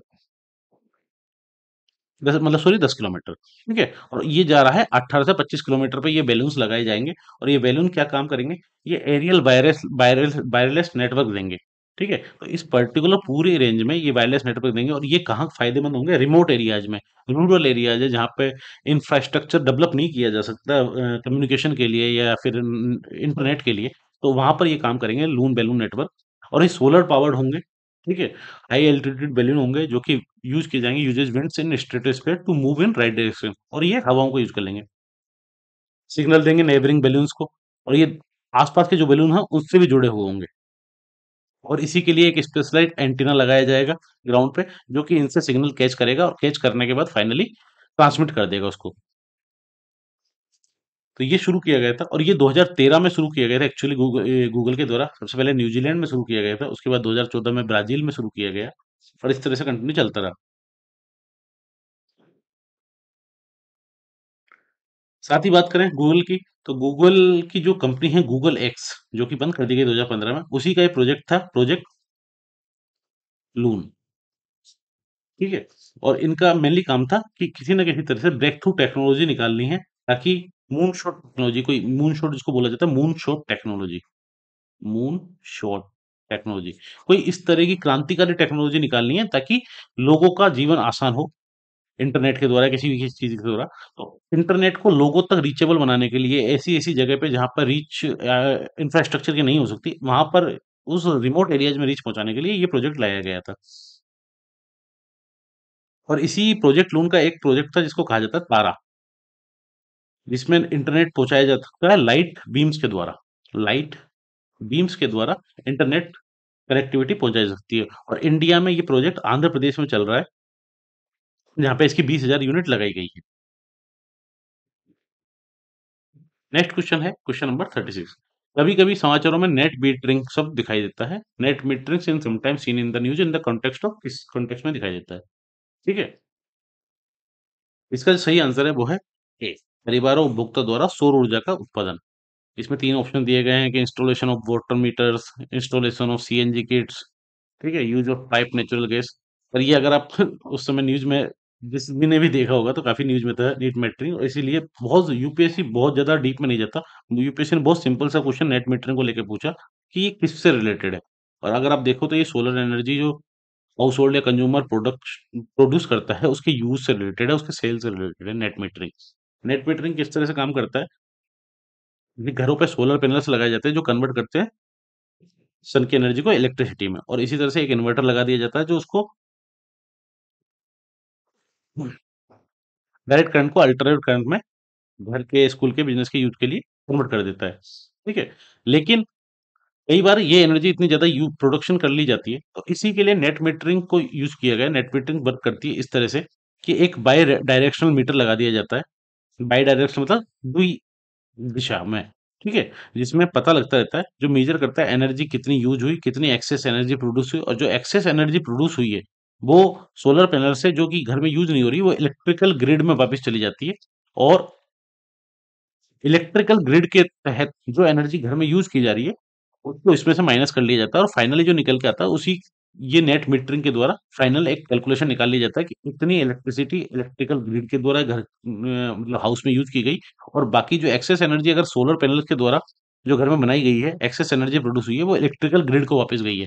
तो इलेक्ट्रिकल ग्रिड आपसे जो पेमेंट लेगा, इन दोनों का जो बीच का डिफरेंस होगा वो लिया जाएगा। और इसी को चेक करने के लिए, इसी को मापने के लिए जो टेक्नोलॉजी यूज की जाती है वो है नेट मीटरिंग। नेट मीटरिंग उस समय काफी न्यूज में था। Proposal to encourage rooftop solar units, bill tariff और rooftop solar power tariff will be revise, Delhi gets से सोलर पावर बूस्ट, ठीक है। तो इसमें नेट मीटरिंग ये देखिए आप, रिलायंस ओन्ड अवियर has analysed 5 rooftop solar net metering arrangements in south and south west Delhi. Net metering काफी न्यूज में था, इसलिए ये क्वेश्चन नॉर्मल से पूछ लिया गया। Delay in providing net meter for solar plant flowed, ये अगस्त 15 की न्यूज है। सोलर पॉलिसी में soon gets nod, it's has been cleared by environment department currently with power department. तो नेट मीटरिंग न्यूज में था, सोलर पैनल्स काफी news में थे उस समय, सोलर की बात की जा रही थी, सोलर रूफटॉप यूनिट्स की बात की जा रही थी, इस वजह से क्वेश्चन पूछा गया था। नेक्स्ट क्वेश्चन है क्वेश्चन नंबर 37। व्यापार करने की सुविधा का सूचकांक, ease of doing business index. इसमें सिंपल सा पूछा गया है कि कौन ये रैंकिंग निकालता है ease of doing business index, और बहुत सिंपल क्वेश्चन था कि वर्ल्ड बैंक निकालता है, इसका सही आंसर है वर्ल्ड बैंक, आप सबको पता होगा।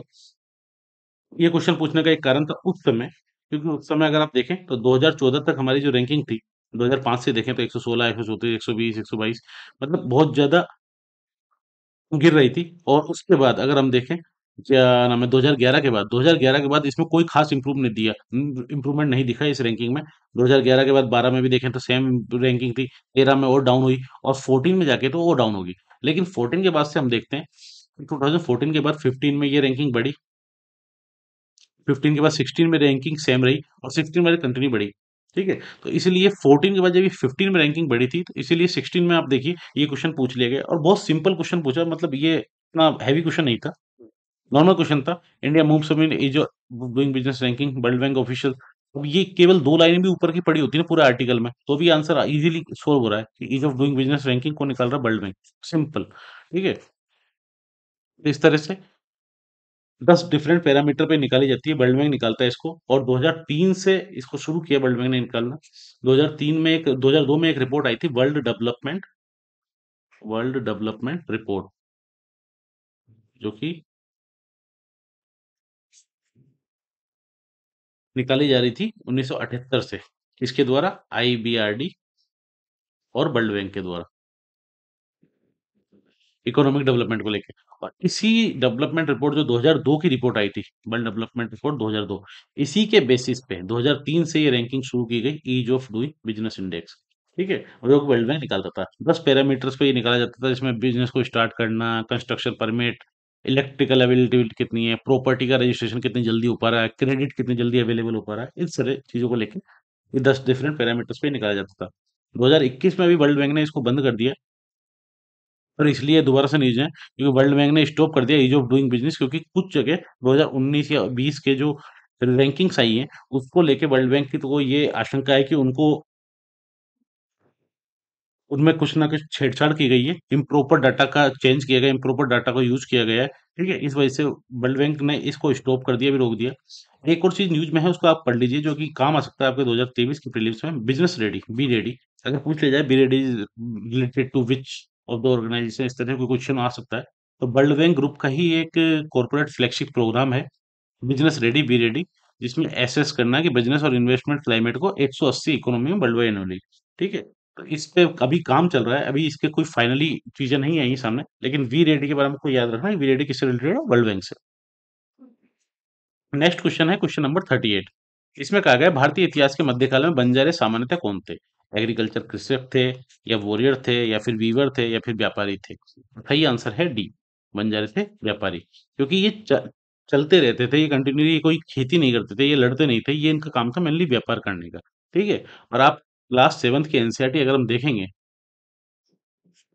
तो क्लास 7th की एनसीईआरटी में साफ साफ लिखा हुआ है, the Banjara were the most important trader nomads. ठीक है, नोमाड कौन होते हैं? जो पशु चारक होते हैं, चलवाही पशु चारक, जो चलते रहते हैं, जो मेनली घूमने का काम होता है मेनली इनका।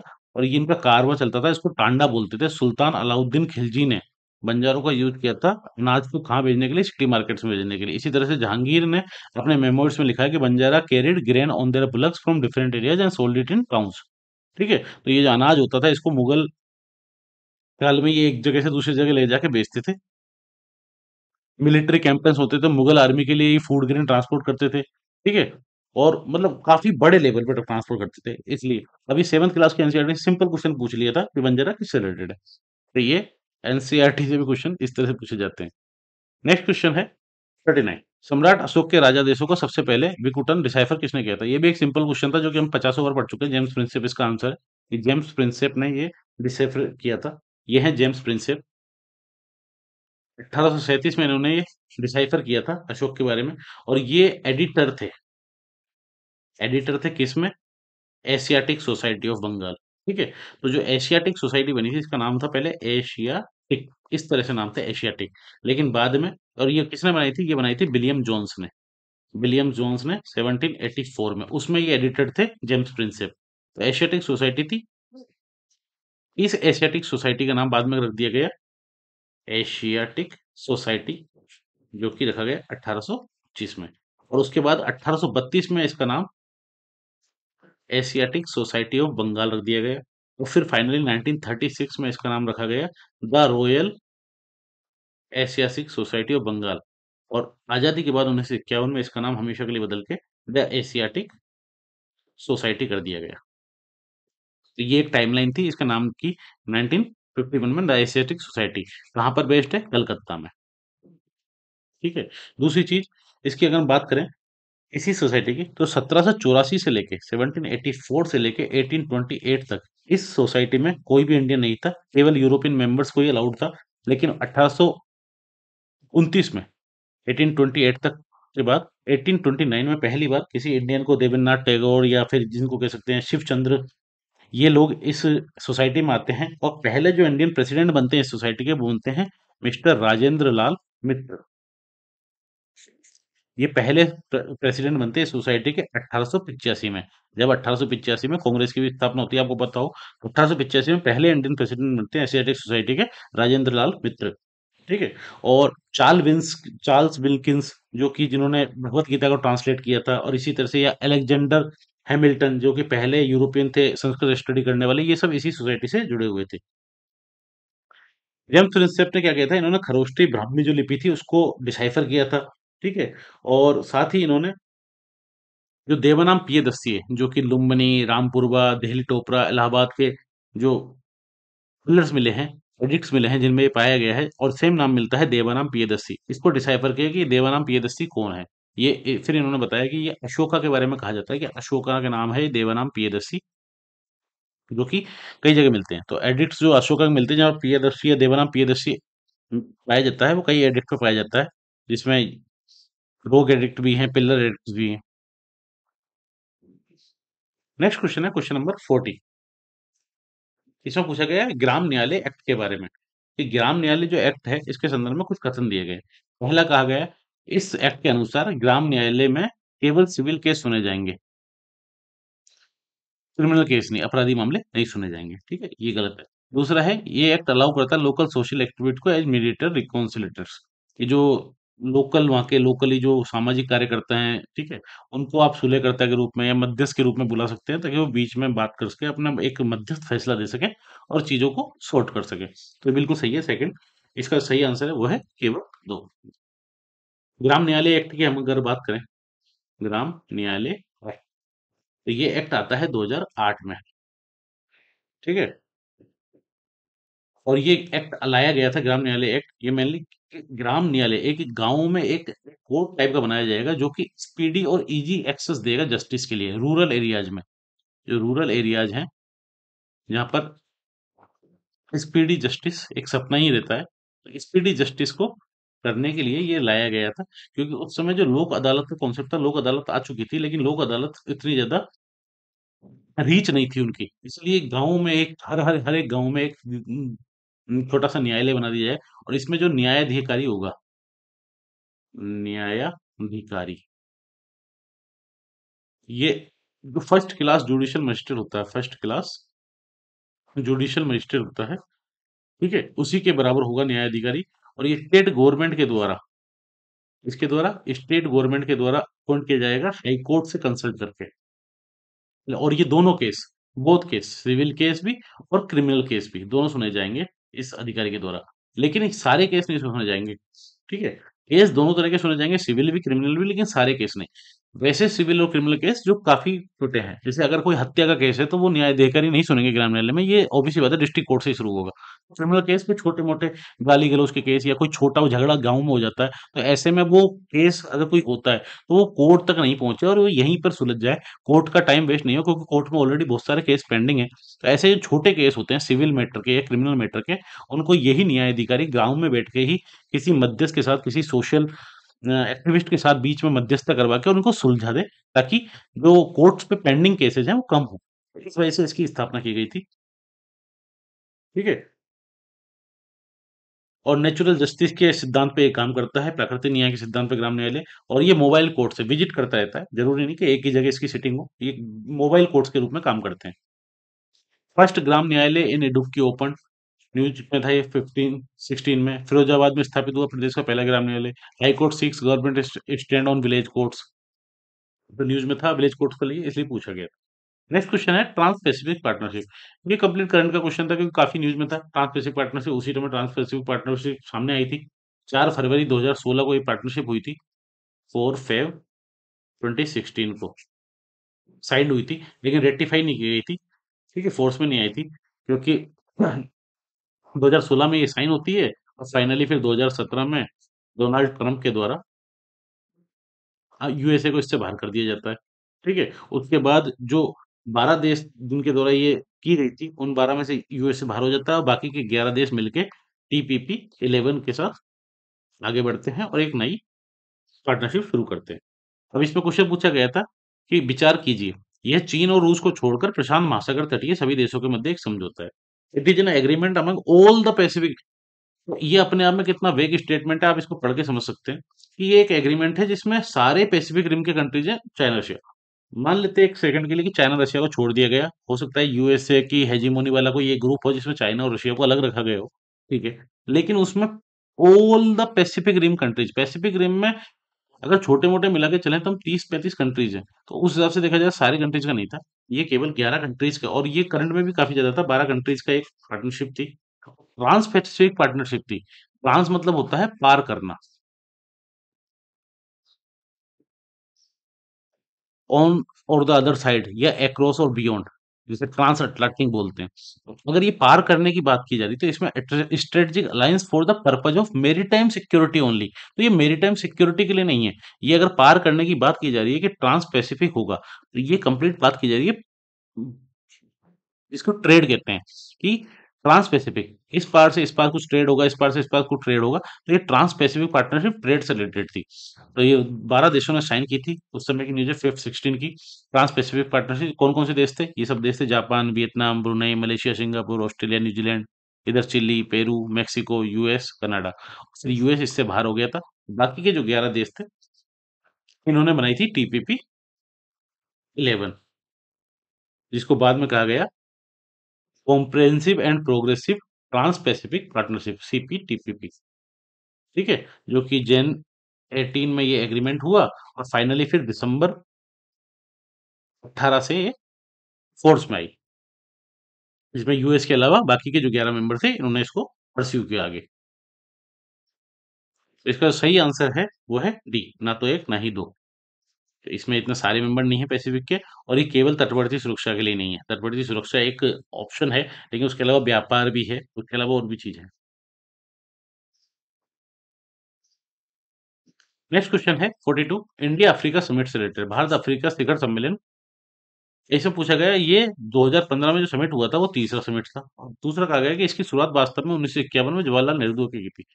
ये बहुत ज्यादा डिफिकल्ट क्वेश्चन नहीं था, क्योंकि करंट में इतना ज्यादा न्यूज में था ये क्वेश्चन, क्योंकि थर्ड जो समिट हुआ था 2015 में, पहले तो इसका आंसर है केवल एक। क्योंकि ये जो समिट हुआ था reaching out to Africa, October 15, third Africa forum summit. क्योंकि अफ्रीका इंडिया समिट जो हुआ था ये वंस इन थ्री है, 2008 में ये समिट होना शुरू हुआ था। 2008 में पहला समिट होता है, फर्स्ट समिट। ठीक है, और वहां डिसाइड किया जाता है कि हर 3 साल में हम समिट करेंगे। पहला जो समिट होता है 2008 में, ये होता है कहाँ पर? दिल्ली में। ठीक है, और इसमें इंडिया प्लस कितने, 14 अफ्रीकन कंट्रीज इसमें पार्टिसिपेट करते हैं। 2008 के बाद 3 साल बाद दोबारा कब होगा? 2011 में। तो 2011 में सेकंड समिट होता है, और सेकंड समिट में, और ये कहाँ पे होता है? ये होता है इथियोपिया में। इथियोपिया की राजधानी है अदीस अबाबा, वहां पे होता है। और इसमें कितने देश थे? इंडिया प्लस 15 अफ्रीकन कंट्रीज, 14 थे तो 15 हो गए। 2011 के बाद कब होना था? 2014 में। लेकिन 2014 में आती है एनडीए गवर्नमेंट, प्रधानमंत्री मोदी के नेतृत्व में। और इनका कहना है कि हम 2014 में इसको नहीं करेंगे, हम थोड़ा सा वेट करेंगे, और ये वेट करके इन्होंने इसको किया 2015 में, अक्टूबर में। वो भी क्यों किया? इनका वेट करने का कारण था कि इसमें हमने 8 से शुरू किया, 11 में भी हमने एक ही देश को बढ़ाया, तो हम इसको रीच बढ़ाना चाह रहे हैं। और इसकी रीच बढ़ा के इन्होंने फाइनली जो 54 कंट्रीज हैं अफ्रीका के, उन सभी को इनविटेशन दिया, और 41 कंट्रीज के head of state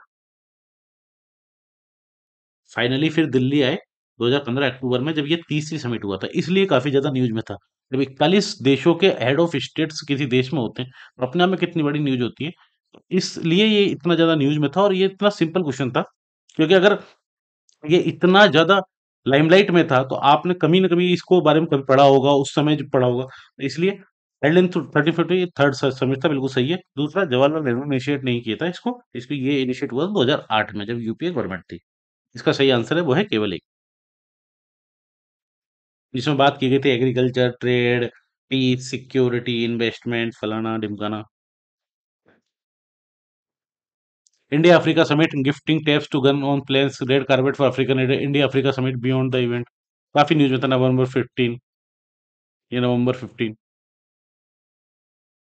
next question है क्वेश्चन नंबर 43। आरबीआई द्वारा घोषित जो कि कोषों की सीमांत लागत पर आधारित उतार दर, marginal cost of fund based lending rate, MCLR, जो आरबीआई द्वारा अनाउंस की गई, इसके उद्देश्य क्या है? Marginal cost of fund based lending rate के उद्देश्य पूछे गए एमसीएलआर के। पहला है, ये दिशा निर्देश उधारों की ब्याज दर निर्धारित करने हेतु बैंकों द्वारा अपनाई गई विधि में पारदर्शिता बढ़ाने में मदद करते हैं। ठीक है, these guidelines help improve the transparency in the methodology followed by banks for determining the interest rate. बिल्कुल सही है। दूसरा कहा गया है, ये दिशा निर्देश हेल्प करते हैं कि इसमें बैंक साख की उपलब्धता ऐसी ब्याज दरों पर सुनिश्चित करने में मदद करते हैं जो ऋण लेने वाले बैंक दोनों के लिए न्याय संगत हो। मतलब these guidelines help ensure availability of bank credit इस इंटरेस्ट रेट पे अवेलेबल हो, कि वो फेयर हो, किसके लिए? बोरोवर्स के लिए जो लेने वाले हैं, और बैंक जो देने वाले हैं, उन दोनों के लिए ही फायदे का सौदा हो। इस तरह की इस चीज को इंश्योर करने के लिए गाइडलाइंस दी जाती है। तो बिल्कुल सही है दोनों ही स्टेटमेंट। एमसीएलआर के अगर हम बात करें, marginal cost of lending rate, तो ये शुरू की गई थी कि जब रेपो रेट आरबीआई के द्वारा चेंज किया जाता है, या बढ़ाया जाता है, या कम किया जाता है। ठीक है, तो रेपो रेट जब आरबीआई के द्वारा कम किया जाता है, तो बैंकों के लिए फायदा होता है। लेकिन अगर बैंक उसी रेपो रेट के अनुसार अपने इंटरेस्ट रेट को, जो बैंक होम लोन देते हैं या जो भी लोन बुक लोन फैसिलिटीज करते हैं, तो रेपो रेट से सब चीज लिंक्ड होती है। रेपो रेट अगर 4% है, तो वो उसमें अपना कुछ परसेंट जोड़ के उस लोन को आगे करते हैं। लेकिन अगर रेपो रेट आरबीआई कम कर रहा है, तो आरबीआई रेपो रेट क्यों कम कर रहा है? आरबीआई रेपो रेट कम कर रहा है कि किसी तरीके से मार्केट में कैश ज्यादा पहुंचे, मार्केट में मनी सर्कुलेशन ज्यादा हो, इसी का सीधा। क्योंकि अगर मनी सर्कुलेशन कम हो, ज्यादा होगा, और आरबीआई को अगर कम करना होगा, तो वो रेपो रेट को बढ़ा देगा। लेकिन मनी सर्कुलेशन बढ़ाना होगा आरबीआई को मार्केट में, तो वो रेपो रेट को कम कर देंगे। अब रेपो रेट कम करने के बाद बैंक की जिम्मेदारी बनती है कि बैंक उसी अंतराल में, उसी अनुपात में अपनी इंटरेस्ट रेट को कम करे। लेकिन बैंक ऐसा करते नहीं थे, तो इसीलिए marginal cost of lending rate आया गया, जिसमें कहा गया कि रेपो रेट जैसे चेंज होगा, उसी अनुपात में बैंक को एडजस्ट करने पड़ेंगे अपने इंटरेस्ट रेट को, अपने ब्याज दरों को। अब इससे क्या आया? ट्रांसपेरेंसी, पारदर्शिता।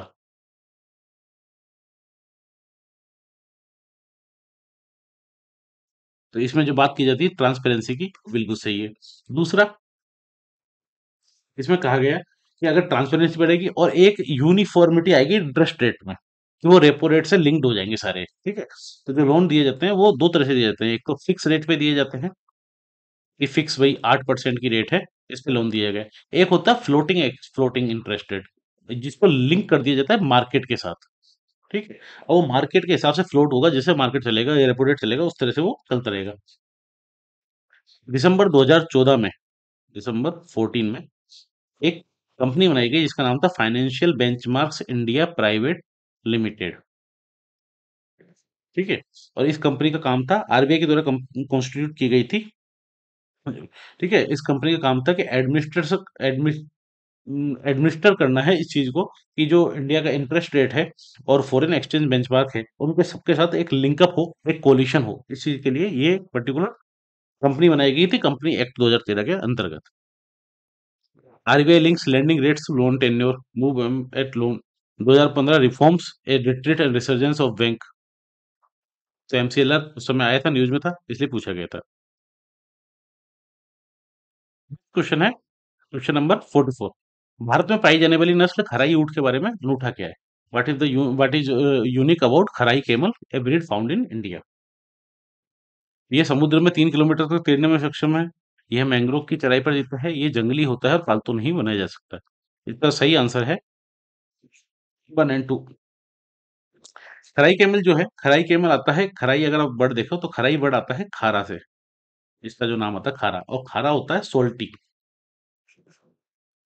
ठीक है, तो जब खारा आ रहा है, सोल्टी आ रहा है, तो obvious सी बात है, ये समुद्र में तैरने के लिए ये कच्छ में पाया जाता है। एक्चुअली अगर आप खराई केमल की हम बात करें, तो ये खराई केमल पाया जाता है कच्छ में, गुजरात कच्छ वाले रीजन में पाया जाता है। और केवल यहीं मिलता है खराई, जो ऊंट है। और ये मैंग्रोव पे, जो मैंग्रोव होते हैं, उन्हीं पे ये जीते हैं। प्राइमरी फूड होता है इनका मैंग्रोव। और ये 3 किलोमीटर तक, 3.5 किलोमीटर तक जो स्विम कर सकते हैं, समुद्र के अंदर तैर सकते हैं। क्योंकि मैंग्रोव खाने के लिए इनको समुद्र में जाना पड़ता है। इंडेंजर्ड स्पीशीज है। आईयूसीएन का जो इनका टैग है आईयूसीएन के द्वारा, वो इंडेंजर्ड स्पीशीज का दिया हुआ है। लगभग 6000 के आसपास जैसे कैमल बचे हुए हैं। और ये कुछ जामनगर डिस्ट्रिक्ट में है, ये आप देख सकते हैं, अहमदाबाद में है, आनंद में है, बड़ोदरा में है, कुछ भरूच में है, कुछ भावनगर में है, कुछ कच्छ में है। ठीक है। और मेनली मैंग्रोव पे फीड करते हैं। ड्राई लैंड और सी दोनों में ये सर्वाइव कर सकते हैं, इसलिए इनको बोला जाता है इकोटोनल। Ecotonal species. ठीक है। और कई घंटों तक स्विम कर सकते हैं, जनरली 3 साढ़े 3 किलोमीटर ये स्विम करते हैं। ठीक है। और पालतू बनाए जाते हैं, वो कहते हैं पालतू होते हैं। The sinking ship of desert, ये सितंबर 15 का एक आर्टिकल है, जिसमें ऊँटों के बारे में बात की गई थी, राजस्थान के ऊँटों के बारे में, और इसी में कहीं न कहीं बात की गई थी एक पैराग्राफ में खराई कैमल के बारे में। ठीक है? इसी हिसाब से अगर देखें, फेब 16 में बात की गई थी खराई कैमल के बारे में। Kutch swimming camels recognize separate breed, ये अप्रैल 15 के एक आर्टिकल था। तो इसलिए ये कहीं न कहीं न्यूज़ में था, और ये खराई केवल पूछ लिए गए। लेकिन इस तरह के क्वेश्चन अगर आपने कहीं नहीं पढ़े हैं, तो इस तरह के क्वेश्चन हम एलिमिनेट भी कर सकते हैं, छोड़ सकते हैं, क्योंकि ज़रूरी नहीं कि हर क्वेश्चन हमें अटेम्प्ट करना है, बहुत सारे क्वेश्चन हमें छोड़ने होते हैं। लेकिन इस क्वेश्चन को अगर आप देखें, तो खराई केमल को आप खारा से सोल्टी से भी आप कनेक्ट कर सकते हैं, थोड़ा-सा कॉमन सेंस लगा सकते हैं। ठीक है? और बिल्कुल नहीं आता है, तो ऐसे क्वेश्चनों का तो सही तरीका यही होता है कि अगर आप बिल्कुल इसके बारे में बिल्कुल अनविज्ञ हैं, कुछ नहीं पढ़ा है, कभी भी नहीं पढ़ा है, तो ऐसे क्वेश्चनों को छोड़ना ही सबसे उचित उपाय है। क्योंकि हर क्वेश्चन हमें अटेम्प्ट नहीं करना है। इम्पोर्टेंट ये भी है कि कौन से क्वेश्चन अटेम्प्ट नहीं करने हैं। बहुत सारे क्वेश्चन ऐसे होते हैं जो अटेम्प्ट नहीं करने होते, जो यूपीएससी सिर्फ इसलिए देता है ताकि आप नेगेटिव मार्किंग के लिए तरफ जाएँ। ठीक है? नेक्स्ट क्वेश्चन है। अच्छा, एक खराई कैमल के बारे में एक इम्पोर्टेंट बात और है कि इसको आप अगर 2023 में 2023 में अगर आप एग्ज़ाम दे रहे हैं, ज़रूर इसको पढ़ के जाइए, क्योंकि अभी केक के द्वारा एक रिपोर्ट आई है जिसमें कहा गया है कि 117 हेक्टेयर का मैंग्रोव डिस्ट्रॉय हुआ कच्छ में, और उन्होंने गवर्नमेंट को पूछा भी है, कंट्रोलर ऑडिटर जनरल ने, खराई ब्रीड को सेव करने के लिए क्योंकि एक्सटिंक्शन होने वाला है, बहुत कम स्पीशीज़ बची हैं, कम ही इनकी पॉपुलेशन बहुत कम होती जा रही है, डिक्लाइन होती जा रही है। तो ऐसे में पूछा गया है कि इसको बचाने के लिए क्या किया जा सकता है? क्या प्लान किए जा सकते हैं? ठीक है? तो इसलिए ये न्यूज़ में है, तो इसलिए दोबारा आप इसको पढ़ सकते हैं अच्छे से। क्वेश्चन नंबर 45 है। हाल ही में हमारे वैज्ञानिकों ने केले के पौधे की नई भिन्न प्रजाति खोजी है, जिसकी ऊंचाई लगभग 11 मीटर तक रहती है। इसके फल का गूदा नारंगी रंग का है, ये भारत के किस भाग में खोजी गई? ये बिल्कुल प्योर करंट का क्वेश्चन है। करंट के क्वेश्चन प्योरली इस तरह के होते हैं, इसमें आपको आता है ठीक है, नहीं आता है। तो ये एक्स का आंसर अंडमान है। तो ये भी उसी तरह क्वेश्चन है कि अगर आपको आता है तो ठीक है, कर सकते हैं, बाकी नहीं तो छोड़ के आगे बढ़िए। अंडमान में ये मिला था स्वीट बनाना। एक सिंपल सा एक आर्टिकल आया था, हिंदू में भी था, शायद इंडियन एक्सप्रेस में भी था। मूसा इंडियाना मेनेसिस करके नाम दिया गया था इसको, जो कि कृष्णा नल्ला फॉरेस्ट है, अंडमान आइलैंड में, वहां पे ये मिला था। नारंगी रंग का इसका गूदा होता है, और ये केले की प्रजाति मिली थी, स्वीट बनाना जिसको बोलते हैं। ठीक है। बायोलॉजिकल सर्वे ऑफ इंडिया के जो साइंटिस्ट थे, बीएसआई के, उन्होंने ये डिस्कवर किया था। क्वेश्चन नंबर 46 है आईएनएस अस्त्रधारिणी के बारे में, कि जिसका हाल ही में समाचारों में उल्लेख हुआ था। ये कौन सा वर्णन है? ये थी आईएनएस अस्त्रधारिणी थी torpedo launch recovery vessel. INS Astradharini commission. ठीक है। ये अक्टूबर 15 की न्यूज थी, इसीलिए पूछा गया था। अक्टूबर 15 में इसको लॉन्च किया गया था, और ये इंडिया की पहली, ये है आईएनएस अस्त्रधारिणी, ये इंडिया की पहली टोटली इंडिजिनस थी। ठीक है। 95% इंडिजिनस थी। और टोरपीडो लॉन्च रिकवरी वेसल था ये, आईएनएस अस्त्रधारिणी। और इससे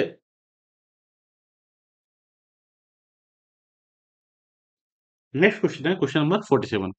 ग्रिज्ड लाइटनिंग GL10, जिसका हाल ही में समाचारों में उल्लेख हुआ है, वो क्या है? GL10 क्या है? अच्छा, आप इस क्वेश्चन में देखिए, इस क्वेश्चन में एक चीज इंपॉर्टेंट है। ये इलेक्ट्रिक प्लेन है नासा के द्वारा, solar power two seater aircraft है जापान के द्वारा, स्पेस ऑब्जर्वेटरी चाइना के द्वारा, रिजर्व रॉकेट है इसरो के द्वारा। ठीक है। तो ये इसलिए दिया गया था क्योंकि अगर आप ये देखें, NASA 10 engine electric plane complete flight test, MI-15 की न्यूज है। तो नासा के द्वारा ये GL10, जो कि एक फ्लाइट प्लेन था, ये इलेक्ट्रिकल प्लेन था एक्चुअली, ये टेस्ट किया गया था नासा के द्वारा। इसका सही आंसर है ये ए।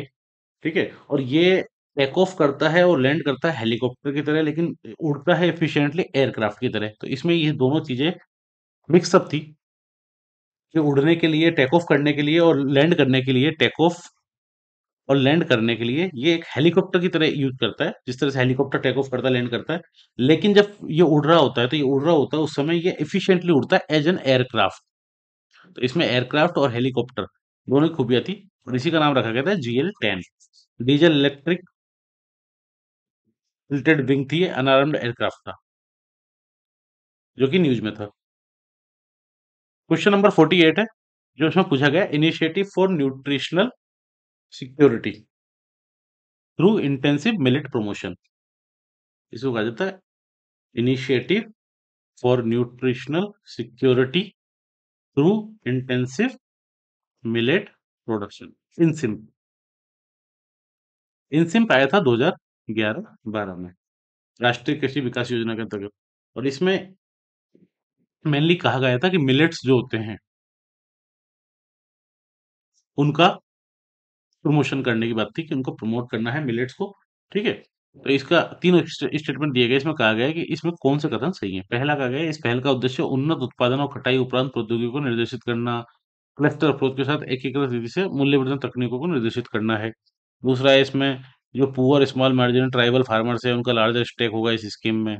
ठीक है, तीसरा है, इंपॉर्टेंट ऑब्जेक्टिव ये है कि जो इनकरेज करना है उन फार्मर्स को जो कमर्शियल क्रॉप करते हैं उनको शिफ्ट करना है मिलेट कल्टीवेशन में। अब ये आप तीसरा स्टेटमेंट देखिए, an important objective of the scheme is to encourage farmers to off commercial crop, जो कॉमर्शियल क्रॉप उगा रहे हैं, कॉमर्शियल क्रॉप कौन सी है, रबड़ हो गया, गन्ना हो गया, उनको शिफ्ट करना है मिलेट कल्टीवेशन में by offering them free kits of critical inputs of nutrients and micro organization equipment. ठीक है, ये बिल्कुल गलत स्टेटमेंट है। इसका जो सही आंसर है वो है सी, 1 और 2। क्योंकि ये जो इनसिम्प लाया गया था 2011 में आया था, ये मिलेट के प्रोडक्शन के लिए आया था मेनली। और इसमें बात की गई थी कि जो poor small marginal tribal farmer है उनका लार्जर स्टेक होगा स्कीम में। ठीक है, उसके अलावा इनिशिएटिव इसका जो एम था वो ये था कि जो प्रोडक्शन है पोस्ट हार्वेस्ट टेक्नोलॉजी उसको इम्प्रूव किया जाए किसी तरीके से, और थोड़ा टेक्नोलॉजिकल इंटीग्रेशन किया जाए ताकि किसी तरीके से जो मिलेट का प्रमोशन है, मिलेट जो अनाज है, मोटा जो अनाज है, इसका प्रमोशन किया जा सके। 2018 में अगर हम देखें, 2018 का जो था इसको नेशनल ईयर ऑफ मिलेट्स कहा गया था, और 2023 को कहा गया इंटरनेशनल ईयर ऑफ मिलेट्स। और मिलेट्स इस साल काफी ज्यादा न्यूज में है, तो मिलेट्स के बारे में आप ढंग से पढ़ के जाइएगा। बात करें मिलेट प्रोडक्शन की, तो इंडिया नंबर 1 पे है पूरी दुनिया में मिलेट के प्रोड्यूसर्स में। और इंडिया की में बात करें तो इंडिया में सबसे ज्यादा जो मिलेट प्रोडक्शन होता है वो होता है राजस्थान से, सेकंड नंबर पे आता है उत्तर प्रदेश, ये अभी का लेटेस्ट डाटा है। और मिलेट ही प्रोडक्शन की बात करें तो सबसे ज्यादा जो मिलेट प्रोडक्शन में कोई फसल प्रोडक्शन होती है वो है बाजरा, पर्ल मिलेट जिसको बोलते हैं। सेकंड नंबर पे आता है ज्वार। ठीक है, तो सबसे ज्यादा कहाँ प्रोडक्शन होता है इंडिया में, इंडिया में कहाँ होता है, राजस्थान और यूपी में। सबसे पहले पे राजस्थान, फिर सेकंड पे यूपी। कौन सा मिलेट ज्यादा प्रोड्यूस होता है, वो होता है बाजरा। नेक्स्ट क्वेश्चन है, क्वेश्चन नंबर 49, स्वदेशी और बहिष्कार वाली घटना बहिष्कार पहली बार किस घटना के दौरान संघर्ष की विधि के रूप में अपनाए गए थे। The Swadeshi and boycott were adopted as method of struggle for the first time during. ठीक है, बंगाल विभाजन, होम रूल, असहयोग, खाइमन कमीशन। बंगाल विभाजन हुआ था 1905 में, और इसी समय की बात है, ये स्वदेशी और बहिष्कार की बात की गई थी। ठीक है, तो पहली बार आए थे बंगाल विभाजन के समय, लॉर्ड कर्जन थे उस समय जिन्होंने बंगाल विभाजन किया था 1905 में, 1905 में। ठीक है, होम रूल की बात करें तो होम रूल तो आया था 1916 में, जिसमें अप्रैल में आया था तिलक वाला होम रूल लीग मूवमेंट, और सितंबर में आया था एनी बेसेंट वाला। ठीक है, उसके अलावा असहयोग आंदोलन की बात करें तो असहयोग आंदोलन हुआ था नॉन कॉपरेशन मूवमेंट 1920 1922 बीच में, और साइमन कमीशन आया था 1927 में। तो इसका सही आंसर है वो है ए। नेक्स्ट क्वेश्चन है, भारत के धार्मिक इतिहास के संदर्भ में निम्नलिखित कथनों पर विचार कीजिए। तीन स्टेटमेंट दिए गए हैं। पहला कहा गया, the concept of bodhisattva is central to Hinayana sect of Buddhism. यही गलत है, क्योंकि हम बात करें हीनयान की। हीनयान क्या है, हीन यान, एक होता है महायान। बुद्धिज्म धर्म जब आगे बढ़ा, तो आगे बढ़ने के बाद जब डिफरेंसेस आए उनमें, एक विरोधाभास आया, तो फिर दो विचारधाराओं में बट गया। एक हो गया महायान। महायान का मतलब होता है, महा मतलब ग्रेट, और यान मतलब होता है व्हीकल। और हीन मतलब होता है लेजर, छोटा, और यान मतलब व्हीकल। ठीक है, और जो बोधिसत्व की बात की जाती थी, जो कॉन्सेप्ट ऑफ बोधिसत्व, ये सेंट्रल था किसमें, महायान में, ना कि हीनयान में। क्योंकि ये बात कर रहा है, महायान बात करता था सभी के लिए बोधिसत्व की। ठीक है, कि हर सेंट्रल है महायान में, क्योंकि हर कोई, जिसको आप अगर इस तरह से देख सकते हैं, ये एक छोटी गाड़ी है, ये है Hinayana, lesser vehicle, lesser vehicle, Hinayana, छोटा यान।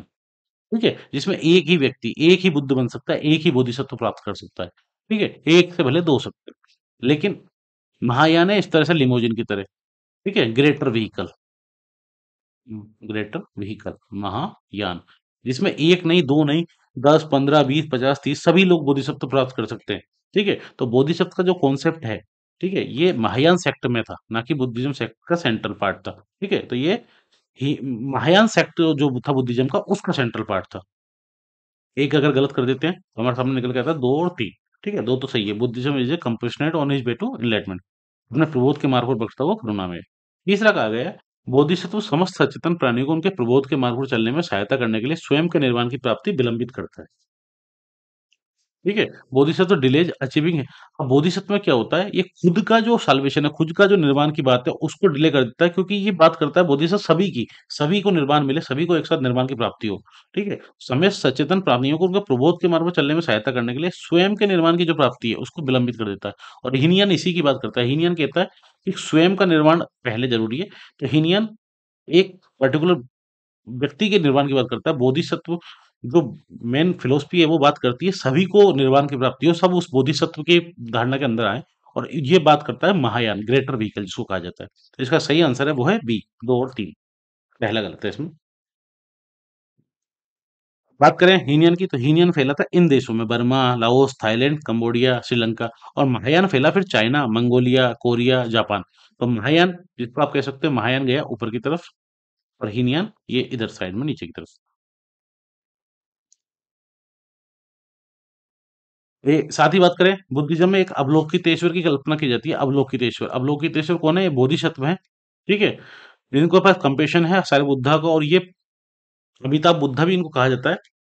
इसके अलावा एक मंजूश्री की बात की जाती है, मंजूश्री भी, जो कि विजडम से, जिसको प्रज्ञा कहा जाता है, प्रज्ञा से रिलेटेड है, महायान बुद्धिज्म में ही आते हैं। ठीक है? इसी हिसाब से एक मैत्रेय की बात की जाती है। मैत्रेय के बारे में क्वेश्चन पूछा था यूपीएससी ने। ठीक है?